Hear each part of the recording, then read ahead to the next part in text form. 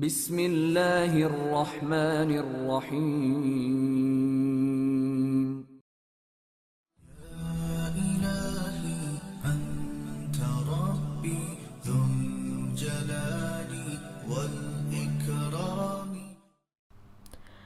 اگلے ہی شام صالح نمیری ان دو مبلغوں کے ساتھ آ گیا۔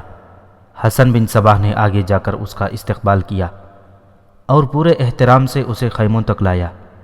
صالح نمیری کے ساتھ اس کے 4 محافظ تھے جو اس کے پیچھے چلے آ رہے تھے۔ صالح نمیری جب چشمے کے قریب پہنچا تو تینوں لڑکیوں نے اس کے آگے پھول پھینکنے شروع کر دیے جو انہوں نے چھوٹی چھوٹی ٹوکریوں میں اٹھا رکھے تھے۔ نہیں، صالح نمیری نے آگے بڑھ کر لڑکیوں سے کہا، میں اتنا بڑا آدمی نہیں ہوں، مجھے پھولوں کو روندنے کا گنہگار نہ کرو۔ آپ کے ہاں رواج کچھ اور ہوگا۔ فراح نے جان فضا مسکراہٹ سے کہا، ہمارے ہاں کوئی معزز مہمان آتا ہے تو ہم اس کے راستے میں پھول بچھاتے ہیں۔ ہمارا بھی ایک رواج ہے، صالح نمیری نے کہا۔ ہمارے ہاں آپ جیسا کوئی مہمان آتا ہے تو ہم اس کے راستے میں آنکھیں بچھاتے ہیں۔ حسن بن صباح نے زوردار قہقہہ لگایا۔ صالح نمیری لڑکیوں کے قریب سے گزرتے انہیں دیکھتا رہا اور اس کے ہونٹوں پر مسکراہٹ آ گئی۔ صالح نمیری کی خاطر تواضع یوں کی گئی جیسے وہ کسی ملک کا بادشاہ ہو۔ وہ بادشاہ تو نہیں تھا لیکن وہ لگتا بادشاہ ہی تھا۔ خوبرو آدمی تھا، چہرے کا رنگ سرخی مائل سفید تھا اور اس کے انداز اور چال ڈھال میں تمکینت تھی۔ رات کھانے کے بعد وہ اور حسن بن صباح اکیلے بیٹھ گئے۔ کیا آپ نے نبوت کا دعویٰ کیا ہے؟ صالح نمیری نے پوچھا۔ نہیں تو، حسن بن صباح نے جواب دیا، مجھے کچھ حاصل ضرور ہوا ہے لیکن یہ نبوت نہیں۔ میں کچھ سمجھ نہیں سکا یہ کیا ہے۔ میں یہ پورے یقین کے ساتھ کہتا ہوں کہ میرا درجہ عام انسانوں سے ذرا اوپر ہو گیا ہے۔ یہ مجھے آپ بتائیں گے کہ میں کیا ہوں اور خدا نے مجھے کیوں یہ درجہ بخشا ہے؟ پہلے تو مجھے یہ بتائیں، صالح نمیری نے پوچھا، آپ آسمان سے کس طرح اترے ہیں اور آپ کی روح میں ستاروں کا نور کہاں سے آ گیا ہے؟ لوگ شاہ بلوط کے درخت میں جو ستارہ دیکھتے رہے ہیں، یہ کیا تھا اور اس کی حقیقت کیا ہے؟ میں کچھ نہیں بتا سکتا، حسن بن صباح نے کہا۔ میں بھی سنا کرتا تھا کہ ایک درخت میں دوسری تیسری رات ایک ستارہ نظر آتا ہے۔ میری بھی خواہش تھی کہ یہ ستارہ دیکھوں، لیکن ستارے کے ظہور کے وقت مجھ پر غشی طاری ہو جاتی تھی۔ میں یہ ستارہ دیکھنے گیا تو لوگوں کے ہجوم کے ساتھ میں بھی انتظار ہی کرتا رہا، ستارہ نظر نہ آیا۔ یہ غشی کیسی ہوتی تھی؟ صالح نمیری نے پوچھا۔ اس سوال کا جواب دینا مشکل ہے، حسن بن صباح نے جواب دیا۔ غشی میں یہ ہوتا تھا کہ ایک بڑی ہی نورانی صورت والا بزرگ مجھے اپنے پاس بٹھا لیتا اور بتاتا تھا کہ لوگوں کی رہنمائی کی سعادت خدا نے مجھے دی ہے۔ معلوم نہیں یہ بزرگ کون تھے جو مجھے سبق دیا کرتے تھے کہ میں لوگوں کی رہنمائی کس طرح کروں گا۔ پھر ایک روز کسی غیبی طاقت نے مجھے… حسن بن صباح، صالح نمیری نے اس کی بات کاٹتے ہوئے کہا، کوئی نئی کہانی سناؤ۔ تم سے پہلے بھی ایسے ہی نبی ہو گزرے ہیں جنہیں غشی میں ایک بزرگ آ کر بتایا کرتے تھے کہ خدا نے تمہیں اپنا ایلچی منتخب کر لیا ہے۔ دیکھو حسن، خدا نے اپنے ایلچی بھیجنے کا سلسلہ غار ہرا سے اپنا آخری ایلچی بھیج کر بند کر دیا ہے۔ حسن بن صباح نے صالح نمیری کے ساتھ بحث نہ کی، بلکہ وہ اس طرح کی باتیں کرتا رہا جیسے وہ تذبذب میں ہو کہ وہ کیا محسوس کر رہا ہے اور اس تبلیغ کا سلسلہ کیوں شروع کر دیا ہے۔ اگر میں غلط راستے پر چل نکلا ہوں تو مجھے راہ راست پر لائیں، حسن بن صباح نے کہا۔ آپ کچھ دن میرے پاس ٹھہریں، میں اپنے متعلق یہ بتا سکتا ہوں کہ میں سحر کی طاقت رکھتا ہوں اور زمین میں دبے ہوئے راز بتا سکتا ہوں۔ مجھ میں کوئی مافوق الفطرت طاقت موجود ہے۔ احمد بن غتاش میرا پیر و مرشد ہے، اس نے مجھے ایک پراسرار علم دیا ہے۔ شاہدار کا والی احمد بن غتاش؟ صالح نمیری نے پوچھا۔ ہاں، حسن بن صباح نے کہا، وہی احمد بن غتاش۔ میں نے پہلے بھی سنا ہے، صالح نمیری نے کہا۔ ہاں حسن، میں نے پہلے بھی یہ سنا ہے کہ وہ سحر یا کسی اور پراسرار علم کا ماہر ہے اور وہ مستقبل کے پردوں میں جھانک سکتا ہے۔ کیا تم نے اس سے کچھ سیکھا ہے؟ بہت کچھ، حسن بن صباح نے جواب دیا۔ ستاروں کی چال بھانپ سکتا ہوں، ہاتھوں کی لکیریں پڑھ سکتا ہوں۔ صالح نمیری نے کچھ کہے بغیر اپنا ہاتھ پھیلا کر حسن کے آگے کر دیا۔ تمہارا امتحان ہے، صالح نمیری نے کہا۔ صالح نمیری سمجھ نہ سکا کہ حسن بن صباح نے بات کا رخ پھیر دیا ہے۔ وہ اس بات کو گول کر گیا کہ وہ خدا کا ایلچی ہے، اور اس نے وسیع پیمانے پر اپنے عقیدے کی تبلیغ شروع کر دی ہے۔ وہ کمال استادی سے گفتگو کو سحر، نجوم اور دست شناسی کی بھول بھلیوں میں لے گیا تھا۔ اس نے یہ دیکھ لیا تھا کہ صالح نمیری واقعی پتھر ہے جسے توڑنا آسان کام نہیں۔ حسن بن صباح نے صالح نمیری کا دایاں ہاتھ اپنے ہاتھ میں لے کر اس کی ہتھیلی کو پھیلایا اور ہاتھ کی لکیریں دیکھتا رہا۔ کچھ دیر بعد اس نے ہتھیلی پر اپنا سر اس طرح جھکا لیا جیسے لکیروں کو اور زیادہ غور سے دیکھ رہا ہو۔ اس نے یوں تیزی سے اپنا سر اوپر کر لیا جیسے صالح نمیری کی ہتھیلی سے سانپ نے اس پر حملہ کر دیا ہو۔ پھر اس نے اپنے چہرے پر حیرت کا تاثر پیدا کر کے صالح نمیری کے چہرے پر نظریں گاڑ دیں۔ کیا نظر آیا ہے؟ صالح نمیری نے پوچھا۔ حسن چپ رہا۔ اس نے قلم دوات منگا کر کپڑے کی طرح کے ایک کاغذ پر خانے بنائے، کسی خانے میں 1-2 ہندسے اور کسی میں 1-2 حروف لکھے۔ بعض خانوں میں ٹیڑھی سیدھی لکیریں ڈالیں اور بہت دیر انہیں دیکھتا اور سوچتا رہا۔ کچھ بتاؤ گے؟ صالح نمیری نے پوچھا۔ 4 دن یہیں انتظار کریں، حسن نے کہا۔ بات ابھی دھندلکے میں ہے۔ بات اچھی ہے یا بری؟ صالح نے پوچھا۔ اچھی بھی ہو سکتی ہے، بری بھی، حسن نے کہا۔ اچھی ہے یا بری بات معلوم نہیں، شاہی بھی ہو سکتی ہے اور گدائی بھی۔ 4 دن دیکھوں گا، 5ویں دن لکیروں اور ستاروں کا بھید آپ کے سامنے آ جائے گا۔ صالح اذیتناک تذبذب میں مبتلا ہو گیا۔ حسن بن صباح کے کہنے پر وہ اپنے خیمے میں جا کر سو گیا۔ الصبح فرح اس کے خیمے میں ناشتہ لے کر گئی۔ اسے ناشتہ رکھ کر واپس آ جانا چاہیے تھا، لیکن وہیں کھڑی رہی۔ کچھ اور چاہیے؟ فرح نے پوچھا۔ میں تو یہ ناشتہ دیکھ کر حیران رہ گیا ہوں، صالح نے کہا، اور تم پوچھتی ہو کچھ اور چاہیے؟ میں کچھ دیر آپ کے پاس بیٹھ جاتی ہوں، فرح نے شرمیلی سی آواز میں پوچھا۔ پوچھنے کی کیا ضرورت ہے؟ صالح نمیری نے مسکراتے ہوئے کہا۔ یہاں میرے پاس بیٹھو۔ تم کون ہو؟ حسن بن صباح کے ساتھ تمہارا کیا تعلق ہے؟ میں والی شہدر احمد بن غتاش کی بھانجی ہوں، فرح نے جھوٹ بولا۔ انہوں نے مجھے ان کے ساتھ سیر و تفریح کے لیے بھیجا تھا۔ شادی ہو چکی ہے؟ صالح نے پوچھا۔ نہیں۔ اب تک تو تمہاری شادی ہو جانی چاہیے تھی۔ میرے والدین فوت ہو گئے ہیں، فرح نے دوسرا جھوٹ بولا۔ ماموں احمد بن غتاش نے مجھے اجازت دے رکھی ہے کہ میں جس کسی کو پسند کروں انہیں بتا دوں اور وہ اس کے ساتھ میری شادی کر دیں گے۔ انہوں نے شرط صرف یہ رکھی ہے کہ وہ آدمی اچھی حیثیت والا ہونا چاہیے۔ تو کیا ابھی تک تمہیں اپنی پسند کا آدمی نہیں ملا؟ اب ملا ہے، فرح نے جواب دیا۔ وہ خوش نصیب کون ہے؟ صالح نے پوچھا۔ فرح نے صالح نمیری کی طرف دیکھا اور نظریں جھکا لیں۔ اتنا زیادہ شرمانے کی کیا ضرورت ہے؟ صالح نے پوچھا۔ کیا اس آدمی کو معلوم ہے کہ تم نے اسے پسند کر لیا ہے؟ نہیں۔ اسے بتا دینا تھا، صالح نے کہا۔ ڈرتی ہوں وہ یہ نہ کہہ دے کہ میں اسے پسند نہیں۔ وہ کوئی جنگلی جانور ہوگا جو تمہیں پسند نہیں کرے گا، صالح نے کہا۔ کیا آپ مجھے پسند کریں گے؟ فرح نے شرماتے ہوئے پوچھا۔ کیا تم مجھے قبول کر لو گی؟ صالح نے سوال کے جواب میں سوال کیا۔ فرح نے آہستہ آہستہ اپنا ہاتھ صالح کی طرف سرکایا۔ دوسرے لمحے اس کی انگلیاں صالح نمیری کی انگلیوں میں الجھی ہوئی تھیں۔ پھر صالح نمیری کو یاد ہی نہ رہا کہ اس کے آگے ناشتہ پڑا ٹھنڈا ہو رہا ہے۔ اس روز فرح کو ذرا سا بھی موقع ملتا وہ صالح نمیری کے خیمے میں چلی جاتی اور ہنس کھیل کر واپس آ جاتی۔ اگلی رات حسن بن صباح اور صالح نمیری کھانے کے بعد الگ بیٹھے اس موضوع پر باتیں کرتے رہے کہ حسن بن صباح صحیح ہے یا غلط، یا اسے وہم ہو گیا ہے کہ وہ خدا کا ایلچی ہے۔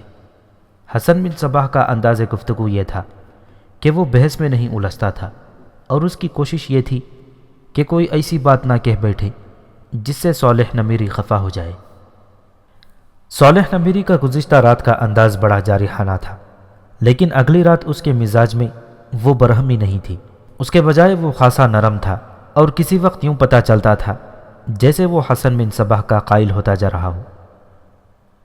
حقیقت یہ ہے کہ صالح نمیری کے مزاج کی یہ تبدیلی اس وجہ سے نہیں تھی کہ حسن بن صباح نے اسے متاثر کر لیا تھا، بلکہ اصل وجہ یہ تھی کہ وہ فراح کی محبت میں گرفتار ہو گیا تھا۔ دوسری وجہ یہ تھی کہ حسن بن صباح نے اس کا ہاتھ دیکھا اور ستاروں کی گردش کا کچھ حساب لگایا تھا، اور وہ یوں چپ ہو گیا تھا جیسے اس نے کوئی بڑی ہی خاص بات چھپا لی ہو۔ قدرتی امر ہے کہ یہ راز معلوم کرنے کے لیے وہ بے تاب تھا۔ اس رات صالح اور حسن خاصی دیر بیٹھے باتیں کرتے رہے، پھر صالح اپنے خیمے میں جا کر سو گیا۔ آدھی رات کا وقت ہوگا، صالح نے اپنے چہرے پر کوئی نرم اور ملائم سی چیز رینگتی ہوئی محسوس کی۔ وہ بڑی گہری نیند سویا ہوا تھا، ہڑبڑا کر اٹھ بیٹھا۔ خیمے میں تاریکی تھی۔ صالح نے اپنے منہ پر ہاتھ مارا تو ایک نرم اور ملائم ہاتھ اس کے ہاتھ میں آیا۔ اس نے اندھیرے میں ہی اس ہاتھ کو پہچان لیا۔ اس نے اس ہاتھ کو پکڑ کر اپنی طرف کھینچا اور دوسرا ہاتھ اس کی کمر پر ڈال دیا جس کا یہ ہاتھ تھا۔ فراح اس کے اوپر گری اور اس کی ہنسی نکل گئی۔ صالح نمیری کی عمر 40 سال کے لگ بھگ تھی اور فراح 25-26 سال کی تھی، لیکن جسمانی صحت کے لحاظ سے صالح نمیری فراح جیسا ہی جوان لگتا تھا۔ اس کا انداز بھی پرشباب تھا۔ اس نے فراح کو اس طرح اپنے بازوؤں میں لے کر بھینچا جیسے اسے اپنے وجود میں سمیٹ لینا چاہتا ہو۔ ابھی نہیں، کچھ دیر بعد فراح نے کہا، پہلے شادی، ابھی بیٹھ کر باتیں کرتے ہیں، سب سوئے ہوئے ہیں۔ صالح اٹھ کر بیٹھ گیا اور فراح کو اپنے پاس اس طرح بٹھائے رکھا کہ فراح اس کے ایک بازو میں تھی اور فراح کا سر صالح کے سینے پر تھا۔ وہ کچھ دیر اسی حالت میں پیار و محبت کی باتیں کرتے رہے۔ وہ دلی اور زبانی طور پر ایک دوسرے میں جیسے تحلیل ہو گئے تھے۔ ایک کام کرو فراح، صالح نے فراح کو پلنگ پر اپنے ساتھ بٹھاتے ہوئے کہا۔ حسن بن صباح نے میرا ہاتھ دیکھا تھا اور اس نے ستاروں کی گردش بھی دیکھی تھی۔ پھر وہ یوں چپ ہو گیا تھا جیسے اس نے میری قسمت میں کوئی ایسی بات دیکھ لی ہو جو وہ مجھے نہیں بتانا چاہتا۔ میں نے اس کے چہرے پر کچھ اور ہی تاثر دیکھا تھا۔ وہ مجھے کچھ نہیں بتا رہا، کہتا ہے 4 روز انتظار کرو۔ میں یہاں اتنا رکنے کے لیے نہیں آیا تھا۔ میں اس شخص سے متاثر نہیں ہوا، نہ میں اس کے اس دعوے کو مانتا ہوں کہ وہ خدا کا ایلچی ہے۔ حقیقت یہ ہے کہ میں یہ راز معلوم کرنے کے لیے رکا ہوا ہوں۔ اس نے میرے ہاتھ کی لکیروں میں کیا دیکھا ہے، کیا تم اس سے معلوم کر سکتی ہو؟ ہاں، فراح نے جواب دیا۔ اگر کوئی بہت ہی خطرناک بات نہ ہوئی تو وہ مجھے بتا دے گا۔ کبھی خیال آتا ہے کہ میں چلا جاؤں، صالح نے کہا۔ میں کٹر اہل سنت ہوں، قسمت میں جو لکھا ہے وہ ہو کر رہے گا، لیکن تم میرے پاؤں کی زنجیر بن گئی ہو۔ اب آپ جہاں بھی جائیں گے یہ زنجیر آپ کے ساتھ رہے گی، فراح نے بڑے ہی جذباتی لہجے میں کہا، اور اس طرح بولی جیسے اسے اچانک یاد آ گیا ہو۔ اوہ، میں آپ کے لیے پھول لائی تھی۔ اس نے پلنگ پر ہاتھوں سے ٹٹولا اور پھول اس کے ہاتھ آ گئے۔ یہ بڑے بڑے 3 پھول تھے جنہیں اس نے گلدستے کی طرح ایک دھاگا لپیٹ کر باندھ رکھا تھا۔ اس نے پھول صالح نمیری کی ناک کے ساتھ لگا دیے۔ اتنی پیاری خوشبو، صالح نے کہا۔ میں نے اس علاقے کے وہ پھول بھی سونگھے ہیں جو دور دراز جنگلوں میں کھلتے ہیں، لیکن اس پھول کی خوشبو میرے لیے بالکل نہیں ہے۔ اس نے بار بار ان پھولوں کو سونگھا، اور جوں جوں لمحے گزرتے گئے صالح پر ایسی کیفیت طاری ہوتی گئی کہ وہ محسوس کرنے لگا کہ وہ فراح کے لیے پیدا ہوا تھا اور باقی عمر اس کی غلامی میں گزار دے گا۔ میرا ایک مشورہ مانے، فراح نے کہا۔ حسن بن صباح کو یہ دعوت دیں کہ وہ کچھ دن خلجان میں آپ کا مہمان رہے۔ اگر یہ یہیں سے واپس چلا گیا تو پھر یہ آپ کے ہاتھ کی لکیریں اور ستاروں کا راز اپنے ساتھ لے جائے گا۔ دوسرا فائدہ یہ ہوگا کہ یہ یہاں سے واپس گیا تو مجھے بھی ساتھ لے جائے گا۔ ہم خلجان چلے گئے تو میں اسے کہہ سکتی ہوں کہ میں واپس نہیں جاؤں گی، میں نے اب باقی عمر آپ کے ساتھ ہی رہنا ہے۔ میں ایسا ہی کرتا ہوں، صالح نے کہا۔ میں اسے کہوں گا کہ میرے ساتھ خلجان چلو اور مجھے قائل کرو کہ تم خدا کی بھیجی ہوئی برگزیدہ شخصیت ہو، اور میں تمہیں صرف مان ہی نہیں لوں گا بلکہ تمہارے عقیدے کی اتنی تبلیغ کروں گا کہ تم حیران رہ جاؤ گی۔ فرح بہت دیر بعد اس کے خیمے سے نکلی۔ صالح نمیری کو وہ اس جذباتی کیفیت میں چھوڑ آئی کہ اس نے باقی رات کروٹیں بدلتے گزار دی۔ وہ رہ رہ کر یہی چاہتا تھا کہ فرح کے پاس چلا جائے یا اسے اپنے خیمے میں لے آئے۔ ایک روز بعد ایک قافلہ خلجان کی طرف جا رہا تھا۔ صالح نمیری نے حسن بن صباح کو خلجان کی دعوت دی تھی، جو اس نے بخوشی قبول کر لی تھی۔ اس نے دونوں لڑکیوں کو واپس شہدر بھیج دیا تھا، صرف فرح کو ساتھ رکھا تھا۔ باورچیوں کو بھی واپس بھیج دیا تھا۔ تمام خیمے اور دیگر سامان بھی واپس چلا گیا، اور حسن بن صباح کے ساتھ فرح کے علاوہ چند آدمی رہ گئے تھے۔ صالح نمیری خلجان کا والی اور امیر تھا۔ اس کی رہائش گاہ محل جیسی تھی، رہن سہن امیرانہ تھا۔ اس نے وہاں پہنچتے ہی حسن بن صباح اور فرح کے کمرے الگ کر دیے اور دوسرے آدمیوں کی رہائش کا بھی بڑا اچھا انتظام کر دیا۔ اس نے فرح کو وہ کمرہ دیا جو اس کی اپنی خوابگاہ کے بہت قریب تھا۔ اس کی 2 بیویاں تھیں جو اپنے اپنے کمروں میں رہتی تھیں۔ یہ وہ زمانہ تھا جب امیر کبیر آدمی 4 بیویاں رکھتے تھے، اور ان بیویوں کی حیثیت بیوی سے بڑھ کر کچھ نہیں ہوتی تھی۔ ہر بیوی کا یہ فرض تھا کہ خاوند کو تفریح اور جسمانی آسودگی مہیا کرے۔ اس زمانے میں سوکن کا تصور ناپید تھا، ہر بیوی کو اس کے حقوق ملتے تھے۔ صالح نمیری کے لیے ایک اور بیوی لے آنا کوئی مسئلہ نہیں تھا۔ خلجان میں پہلی رات فرح نے وہی حرکت کی جو وہ پہلے کر چکی تھی۔ وہ آدھی رات کے وقت صالح کے کمرے میں چلی گئی۔ صالح کو توقع تھی کہ فرح آئے گی، اس لیے اس نے دونوں بیویوں میں سے کسی ایک کو بھی اپنے کمرے میں نہیں رکھا تھا۔ ایک راز تو مل گیا ہے، فرح نے کہا۔ بڑی مشکل سے حسن نے بتایا ہے کہ آپ کی قسمت میں ایک خزانہ لکھا ہے، بلکہ ایک خزانہ آپ کی راہ دیکھ رہا ہے۔ اس نے یہ راز مجھ سے چھپایا کیوں ہے؟ میں اس سوال کا جواب بھی لے آئی ہوں، فرح نے کہا۔ وہ کہتا ہے کہ خزانہ ایسی جگہ ہے جہاں تک پہنچنے کے لیے جان کی بازی لگانی پڑے گی۔ پھر جس جگہ یہ خزانہ ہے وہاں بھی بڑا ہی خوفناک خطرہ ہے۔ ہو سکتا ہے وہاں ایک یا ایک سے زیادہ بڑے زہریلے اور بڑے لمبے سانپ ہوں۔ اگر سانپ نہ ہوئے تو صحرائی بچھو ہوں گے جو سانپوں جیسے ہی زہریلے ہوتے ہیں۔ یہ بھی نہ ہوئے تو وہاں درندے ہوں گے۔ ان تمام خطروں سے نمٹنے کا انتظام ہو تو کامیابی ہو سکتی ہے۔ خزانہ کتنا کچھ ہے؟ صالح نے پوچھا۔ خزانے میں کیا ہے؟ کیا اس نے یہ نہیں بتایا؟ اس نے تفصیل نہیں بتائی، فرح نے کہا۔ اس نے یہ کہا ہے کہ خزانہ اتنا زیادہ ہے کہ اس سے خلجان جیسے 10-12 شہر خریدے جا سکتے ہیں، اور یہ خزانہ اتنے شہر خرید کر بھی 7 پشتوں تک ختم نہیں ہو سکتا۔ یہ بھی تو ہو سکتا ہے فرح، صالح نے کہا۔ حسن بن صباح خود اس خزانے تک پہنچ جائے، اس کے ہاتھ میں سحر اور نجوم کی طاقت ہے۔ نہیں میرے آقا، فرح نے کہا، اسے دنیا کی مال و دولت اور ان خزانوں کے ساتھ کوئی دلچسپی نہیں۔ اس وقت آپ اسے جا کر دیکھیں تو وہ آپ کو عبادت میں مصروف نظر آئے گا۔ اس کا دھیان خدا کی خوشنودی پر مرکوز رہتا ہے، دنیاوی لطف اور لذت سے وہ دور رہتا ہے۔ پھر اس نے تمہیں اپنے ساتھ کیوں رکھا ہوا ہے؟ صالح نمیری نے پوچھا۔ میرے ساتھ اس کا وہ تعلق نہیں جو آپ سمجھ رہے ہیں، فرح نے کہا۔ میں اپنے ماموں کی اجازت سے سیر و تفریح کے لیے اس کے ساتھ آئی ہوں، لیکن اس سے مجھے انکار نہیں کہ یہ شخص میرے ساتھ بہت پیار کرتا ہے۔ یہ پیار کسی اور نوعیت کا ہے۔ مجھے اپنے پاس بٹھا لیتا ہے اور میرے بالوں میں انگلیاں پھیرتا رہتا ہے۔ کہتا ہے کہ تمہارے یہ نرم اور ملائم ریشمی بال مجھے بہت ہی اچھے لگتے ہیں۔ یہ تو اس نے کئی بار کہا ہے کہ میں تمہیں ایک پھول سمجھتا ہوں۔ پھول کو سونگھا جاتا ہے، اسے ناپاک نہیں کیا جاتا اور اسے مسلا نہیں جاتا۔ میں آپ کو یہ سمجھانے کی کوشش کر رہی ہوں کہ اس کے دل میں میرے لیے ایسا پیار ہے جو آب کوثر جیسا مقدس ہے۔ آپ کوئی وہم دل میں نہ رکھیں۔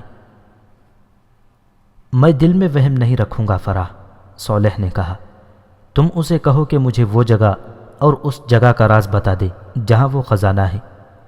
میں ایسا انتظام کر کے جاؤں گا کہ کوئی بھی خطرہ میرا کچھ بھی نہیں بگاڑ سکے گا۔ میرے ساتھ اتنے برچھی بردار اور تیغزن ہوں گے جو سینکڑوں سانپوں کو ختم کر دیں گے۔ ذرا سوچو فراح، اگر ہمیں یہ خزانہ مل جائے تو ہماری زندگی کس قدر خوبصورت اور شاہانہ ہوگی۔ اس خزانے کے ساتھ میری دلچسپی بھی اتنی ہی ہے جتنی آپ کی ہے، فراح نے کہا۔ میں تو پوچھ کر ہی دم لوں گی۔ جب فراح صالح کے کمرے میں سے آنے لگی تو صالح نے اسے روک لیا۔ فراح، صالح نے کہا، وہ پھول جو تم اس رات خیمے میں میرے لیے لائی تھی، کیا وہ یہاں سے نہیں مل سکتا؟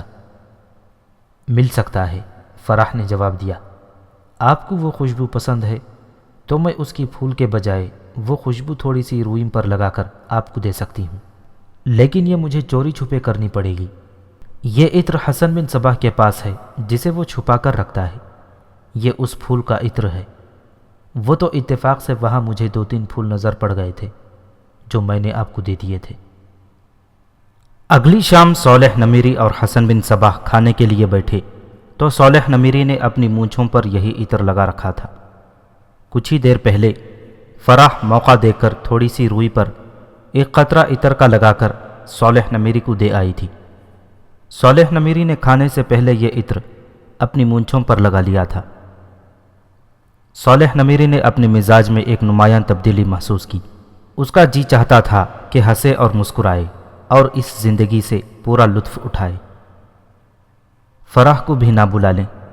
کھانے کے بعد صالح نے حسن سے کہا، وہ بھی آخر ایک امیر شہر کی بھانجی ہے، بلا لینا چاہیے، حسن نے کہا۔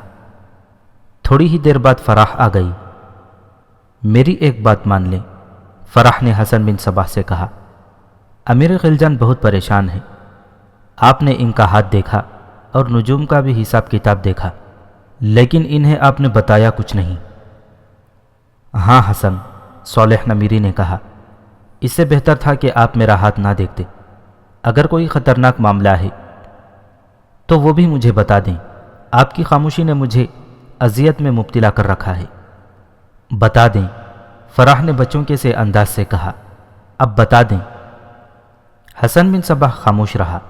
اس نے سر جھکا لیا اور کچھ دیر اسی حالت میں رہا۔ صالح اور فراح سراپا سوال بنے اسے دیکھتے رہے۔ تھوڑی دیر بعد حسن بن صباح نے سر اٹھایا اور صالح نمیری کی طرف دیکھا۔ آپ کے ہاتھوں کی لکیروں میں ایک خزانہ ہے، حسن بن صباح نے انتہائی سنجیدہ لہجے میں کہا، لیکن یہ خزانہ ایسا نہیں کہ آپ وہاں جائیں گے اور وہ خزانہ وہاں سے اٹھا لائیں گے۔ اس میں جان جانے کا خطرہ ہے۔ ایسا بھی نہیں ہو سکتا کہ آپ وہ پورے کا پورا خزانہ اٹھا لائیں۔ اس خزانے کا ایک حصہ الگ کرنا پڑے گا۔ آپ جتنا حصہ مانگیں گے میں دوں گا، صالح نے کہا۔ یہ بات نہیں، حسن بن صباح نے کہا، مجھے حصہ نہیں چاہیے۔ یہ بھی ایک وجہ ہے کہ میں آپ کو اس خزانے کی خبر نہیں دے رہا تھا۔ یہ میرے علم کی کچھ شرطیں ہیں جو آپ کو پوری کرنی پڑیں گی۔ اگر نہیں کریں گے تو پھر آپ کا انجام ایسا ہوگا جو میں آپ کو بتاؤں تو اس کے تصور سے ہی آپ کانپ اٹھیں گے۔ اگر حصہ لینا ہی ہے تو یہ فراح لے سکتی ہے، حسن بن صباح نے کہا۔ میں نہیں لے سکتا، آپ کا اور کوئی قریبی عزیز لے سکتا ہے۔ بات یہ ہے امیر خلجان، یہ خزانہ اس علم کے ذریعے مجھے نظر آیا ہے۔ میں اسی علم کے ذریعے یہ کر سکتا ہوں کہ آپ کو خزانہ مل جائے اور آپ کی جان بھی محفوظ رہے۔ مجھے حکم ملا ہے کہ جب تک اس قلعے کا کوئی قائم مقام والی مقرر نہ ہو جائے آپ اس خزانے تک نہیں پہنچ سکتے۔ میری بات سنو حسن، صالح نے کہا، آپ مجھے کچھ نہ بتائیں۔ آپ کا یہ علم اور عمل جو کچھ بھی کہتا ہے اس کی پابندی کریں۔ مجھے صرف خزانہ چاہیے، پھر آپ میری ہر بات کی پابندی کریں، حسن بن صباح نے کہا۔ خزانہ لینے آپ جائیں گے، یہ سارا انتظام آپ کا ہوگا۔ خزانہ مل جائے گا تو اس کا 1/4 حصہ اسے ملے گا جو آپ کی جگہ یہاں قائم مقام والی ہوگا۔ والی قلعہ تو میرا ہی کوئی عزیز ہوگا، صالح نمیری نے کہا۔ نہیں، حسن بن صباح نے کہا، میں یہ بھی اپنے علم کی روشنی میں دیکھ چکا ہوں۔ پہلے میں آپ کو یہی بتا دیتا ہوں قلعے اور اس شہر کے ہر فرد و شہر کی ذمہ داری میرے سپرد کر دی جائے، لیکن میں یہ ذمہ داری قبول کرنے کے لیے تیار نہیں۔ میرے لیے حکم ہے کہ قلعے کا قائم مقام میں مقرر کروں۔ میں نے یہ فیصلہ کر لیا ہے کہ قائم مقام کون ہوگا۔ میں یہ قلعہ کسی کو بغیر سوچے تو نہیں دے سکتا۔ میں نے فیصلہ کیا ہے کہ شہدر کا والی احمد بن غتاش آپ کی جگہ عارضی طور پر خلجان کا بھی والی ہوگا، اور جب آپ واپس آ جائیں گے تو آپ خزانے کا چوتھا حصہ اسے دیں گے، اور وہ شہر آپ کے حوالے کر کے شہدر چلا جائے گا۔ مجھے منظور ہے، صالح نمیری نے بلا سوچے کہا۔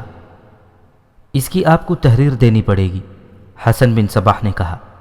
آپ کو خزانے کا راستہ اور خزانے کی جگہ اس وقت بتائی جائے گی جب آپ یہ تحریر دے دیں گے۔ یہ ایک معاہدہ ہوگا جس پر آپ کے دستخط اور آپ کی مہر ہوگی۔ احمد بن غتاش کی جگہ میں دستخط کروں گا، اور گواہوں کے طور پر یہاں کی 2 مسجدوں کے امام اور اسی شہر کے قاضی کے دستخط ہوں گے۔ اگر آپ زندہ واپس نہ آ سکے تو خلجان کا امیر شہر احمد بن غتاش ہی ہوگا۔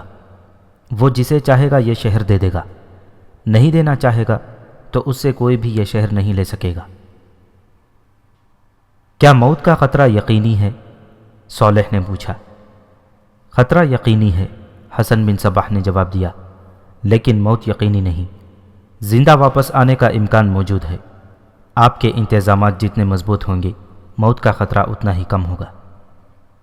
صالح نمیری کی ایک طرف ذہنی پختگی کا یہ عالم تھا کہ وہ حسن بن صباح کی اس حیثیت کو تسلیم نہیں کر رہا تھا کہ وہ ایک روشنی کے ذریعے آسمان سے اترا ہے، لیکن دوسری طرف اس کی شخصی کمزوری کا یہ عالم تھا کہ حسن بن صباح اسے جو کچھ بھی کہے جا رہا تھا وہ اسے تسلیم کر رہا تھا۔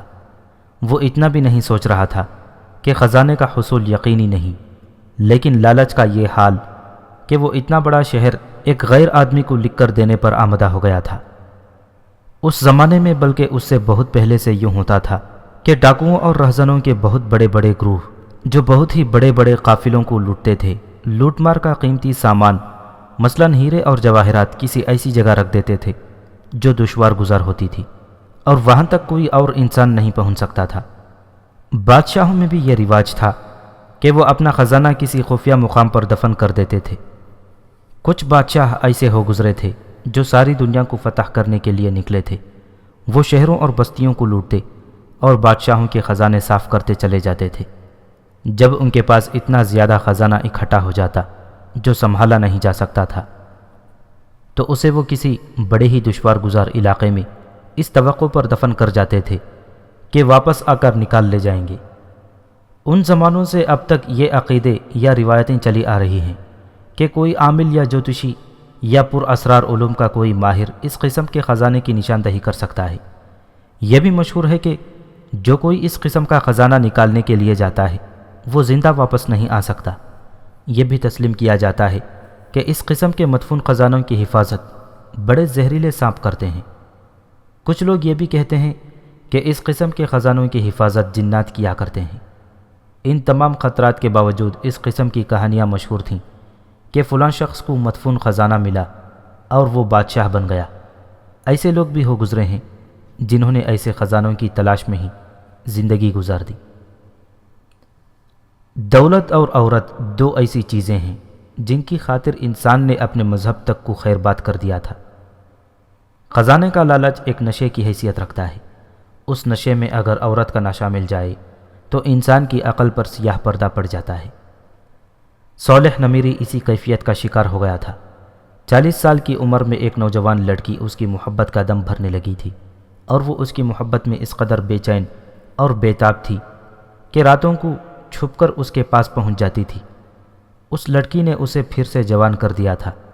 پھر اس لڑکی نے اسے ایسے خزانے کی خبر دے دی جس سے وہ خلجان جیسے 10 شہر خرید سکتا تھا، اور باقی خزانہ اس کی 7 پشتوں کے لیے کافی ہو سکتا تھا۔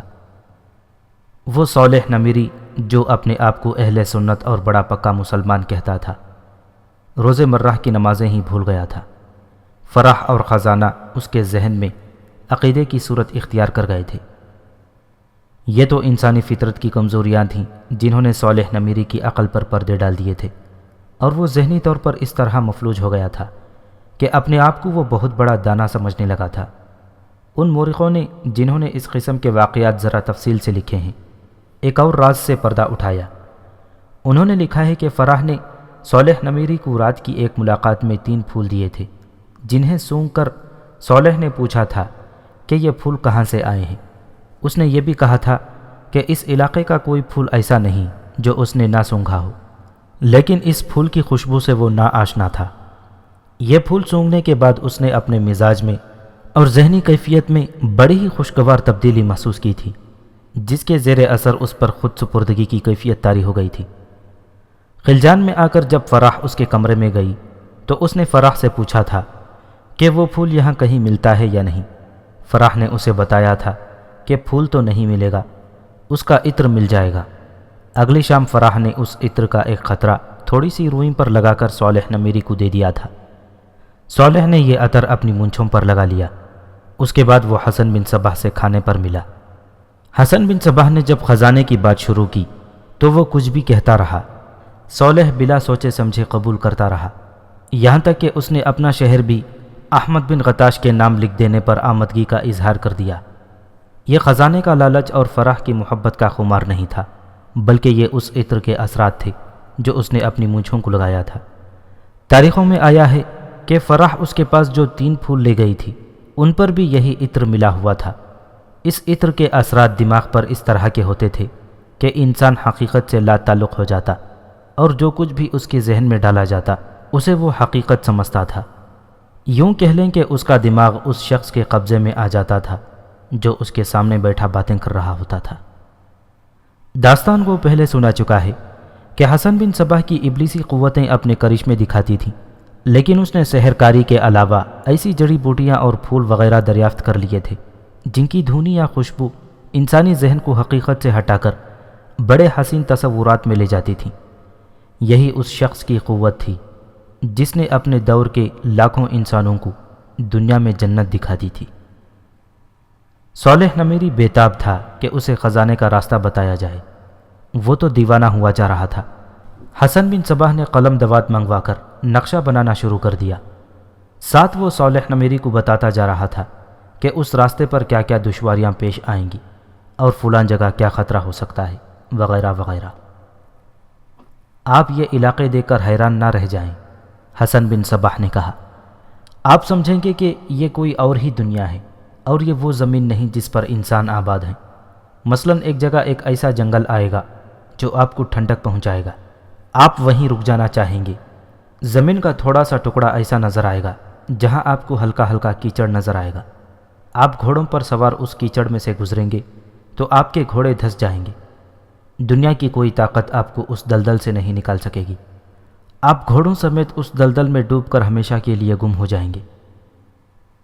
میں ایسی جگہوں پر نظر رکھوں گا، صالح نے کہا۔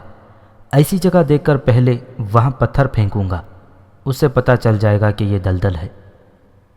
پھر آپ کو ایسی ریت ملے گی جو آپ کو دلدل کی طرح اپنے اندر غائب کر دے گی، حسن بن صباح نے کہا۔ راستے میں ایسا صحرا آئے گا جہاں سے کوئی بھی انسان نہیں گزرا، وہاں صحرائی جانور اور کیڑے مکوڑے بھی زندہ نہیں رہ سکتے۔ آپ کو اپنے ساتھ پانی کا بے شمار ذخیرہ لے جانا پڑے گا۔ جس علاقے میں یہ خزانہ ہے وہاں ایسی چٹانیں کھڑی ہوں گی جیسے دیواریں کھڑی ہوں، ان پر سے گھوڑوں کے پاؤں پھسلیں گے۔ بہتر یہ ہوگا کہ گھوڑے پیچھے چھوڑ کر پیدل چلے جائیں۔ بعض چٹانوں پر آپ یوں چلیں گے جیسے دیوار پر چل رہے ہوں، وہاں پاؤں پھسلنے کا امکان زیادہ ہوگا۔ میں اپنے ساتھ 60 جانباز اور عقل والے آدمی لے جاؤں گا، صالح نمیری نے کہا۔ آپ مجھے جگہ اچھی طرح سمجھا دیں۔ حسن بن صباح نے اسے وہ جگہ بڑی اچھی طرح سمجھا دی۔ آپ کے ساتھ ایک اونٹنی ہونی چاہیے، حسن بن صباح نے کہا، اور اونٹنی دودھ دینے والی ہونی چاہیے۔ جب آپ خزانے والی جگہ پہنچ جائیں تو اونٹنی کا دودھ نکال کر ایک پیالے میں ڈال دیں اور پیالہ خزانے کی اصل جگہ سے کچھ دور رکھ دیں۔ اس سے یہ ہوگا کہ وہاں جتنے بھی سانپ ہوں گے وہ دودھ پر ٹوٹ پڑیں گے اور آپس میں لڑیں گے۔ سانپ دودھ کا عاشق ہوتا ہے۔ اتنی دیر میں آپ خزانہ نکال لیں۔ میں نہیں بتا سکتا کہ اس غار کے اندر کیا چیز ہوگی جو اس خزانے کی حفاظت کے لیے بیٹھی ہوگی۔ میں یہ بتا سکتا ہوں کہ آپ کے ہاتھ میں جلتی ہوئی مشعلیں ہونی چاہیے۔ وہ چیز آگ سے ڈر کر بھاگ جائے گی۔ اگر وہاں بچھو ہوئے تو انہیں جلتی ہوئی مشعلوں سے جلایا جا سکتا ہے۔ اس کے علاوہ کچھ اور ہوا تو وہ آپ اپنی عقل اور ہمت سے سنبھال سکتے ہیں۔ میں خدا کی مدد مانگوں گا، صالح نے کہا۔ میں صبح سے ہی جانے کی تیاری شروع کر دوں گا۔ ایک ضروری بات رہ گئی ہے، حسن بن صباح نے کہا۔ آپ کو اس جگہ سے آدھی رات کے وقت اس طرح روانہ ہونا چاہیے کہ کوئی آپ کو دیکھ نہ سکے۔ شہر کے چوکیدار تو دیکھ لیں گے، صالح نے کہا۔ انہیں کیا کہا جائے؟ اگر کوئی دیکھ لے تو اسے اصل بات نہ بتائیں، حسن بن صباح نے کہا۔ آپ امیر شہر ہیں، آپ سے کوئی نہیں پوچھے گا کہ آپ کہاں جا رہے ہیں، کوئی پوچھے تو خاموش رہیں۔ صالح نمیری نے اسی رات ان آدمیوں کا انتخاب کر لیا جنہوں نے اس کے ساتھ جانا تھا۔ اس کے ساتھ ہی اس نے اس سامان کی فہرست تیار کر لی جو اس کے لیے ضروری تھا، جو اس نے ساتھ لے جانا تھا۔ صبح فجر کی نماز کے فوراً بعد اس نے ان تمام آدمیوں کو، جن کی تعداد 10-11 تھی، اپنے ہاں بلا لیا اور انہیں صرف یہ بتایا کہ ایک سفر پر جانا ہے جو اگر بخیر و خوبی طے ہو گیا تو سب کو سونے اور جواہرات کی شکل میں انعام ملے گا۔ انہیں یہ بھی بتایا کہ کسی کے ساتھ یہ ذکر نہ ہو کہ وہ کہیں جا رہے ہیں۔ اگر کسی کی زبان سے ایسی بات نکل گئی تو اسے قتل کر دیا جائے گا۔ اس نے ان آدمیوں کو بہت سی ہدایات دیں اور کہا کہ وہ آدھی رات کے وقت کوچ کریں گے۔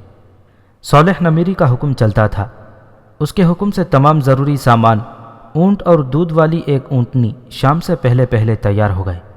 صالح نمیری نے ان تمام سامان کا معائنہ کیا اور مطمئن ہو گیا۔ رات جب لوگ سو گئے تو فرح چوری چھپے اس کے کمرے میں آئی۔ اس نے تو آنا ہی تھا کیونکہ وہ حسن بن صباح کی اس سازش میں شامل تھی کہ صالح نمیری قلعے کی تحریر لکھ دے اور یہاں سے چلا جائے۔ انہیں یقین تھا کہ صالح نمیری اس خوفناک سفر سے زندہ واپس نہیں آ سکے گا۔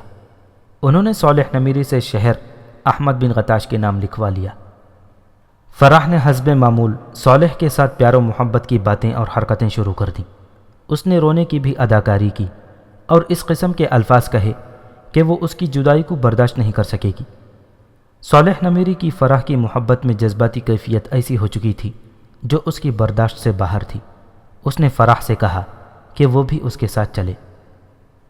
میں چلی تو چلوں، لیکن ایسا نہ ہو کہ ساتھ جانے سے آپ کی مہم کو کوئی نقصان پہنچے۔ کوئی نقصان نہیں پہنچے گا، صالح نمیری نے کہا۔ تم ساتھ ہوگی تو میری ہمت قائم رہے گی۔ پھر آپ مجھے اجازت لے دیں، فرح نے کہا، لیکن میں آپ کو یہ بھی بتا دوں کہ مجھے اجازت نہیں ملے گی۔ صالح نمیری اجازت لینا ہی نہیں چاہتا تھا۔